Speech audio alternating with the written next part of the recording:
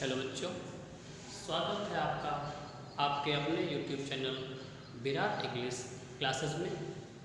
तो आज आपको हम क्लास 12th की थर्ड पोयम पढ़ाने जा रहे हैं। पोयम का नाम है ऑन हिज ब्लाइंडनेस, जिसको कंपोज्ड किया है जॉन मिल्टन ने। ये 44 साल की उम्र में अंधे हो गए थे, इनकी आंखें चली गई थी। उन्होंने अंधता पर ही ये पोयम लिखी हुई है। तो आइए देखते हैं इसमें जॉन मिल्टन ने क्या लिखा हुआ है। इसमें लिखा है व्हेन आई कंसीडर, कंसीडर का मतलब विचार करना। जब मैं विचार करता हूँ, how my light is spent, किस प्रकार से मेरी आँखों की रोशनी चली गई। आर का मतलब होता है पहले। आर हाफ माई डेज, मेरे आधे दिनों के पहले ही in this dark world and wide, इस विस्तृत और अंधेरे संसार में। कवि कह रहे हैं कि मैं विचार करता हूँ कि किस प्रकार से मेरे आधी उम्र व्यतीत होने से पहले ही इस अंधेरे और विस्तृत संसार में मेरी रोशनी चली गई। एंड दैट वन टैलेंट, और जो मेरे अंदर वह क्षमता थी, यानी जो मेरे अंदर कविता लिखने की क्षमता थी, which is death to find, वह मृत्यु के बाद समाप्त हो जाएगी। लॉस्ट विद मी यूजलेस दो माई शो मोर बेंट, यद्यपि मेरी अवस्था अधिक हो गई है फिर भी मैं इसका उपयोग नहीं कर सका।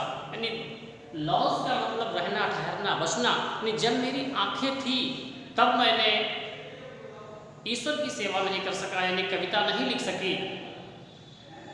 अब मेरी अवस्था अधिक हो गई है।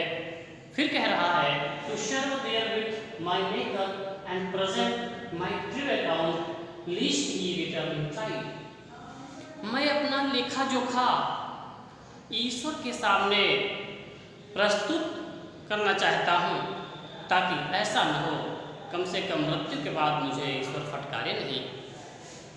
फिर कहता है doth God exact them labour like the night, I fondly ask, I fondly ask, मैंने मूर्खतापूर्ण पूछा, doth God exact they labour like the night, क्या ईश्वर को अंधे व्यक्तियों से काम करने की आशा रहती है। बट पैटर्न्स, लेकिन धैर्य ने, टू प्रिवेंट दैट मर्मर, लेकिन किंतु धैर्य मेरे बड़बड़ाहट को, मेरी शिकायत को रोकते हुए सून रिप्लाइज, तुरंत उत्तर देता है, God doth not need either man's work, कि ईश्वर को ना तो मनुष्य के कार्य की आवश्यकता होती है, आर हिज ओन गिफ्ट, न ही उसके उपहारों की आवश्यकता होती है।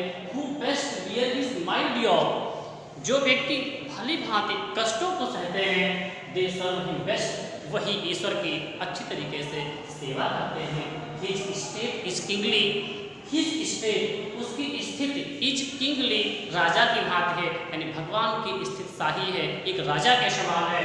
Thousands at his bidding speed, हजारों देवदूत उसके आदेशों पर, and post over land and ocean, यानी धरती के ऊपर और समुद्र में विदाउट रेस्ट, बिना आराम किए हुए कार्य करते हैं। यानी भगवान की स्थिति राजा के समान है। हजारों देवदूत बिना आराम किए हुए धरती के ऊपर और समुद्र में काम करने को तत्पर रहते हैं, तैयार रहते हैं। दे आल्सो सर्व, वे ईश्वर की भली भांति सेवा करते हैं। Who only stand and wait, जो खड़े रहते हैं और कार्य की प्रतीक्षा करते हैं।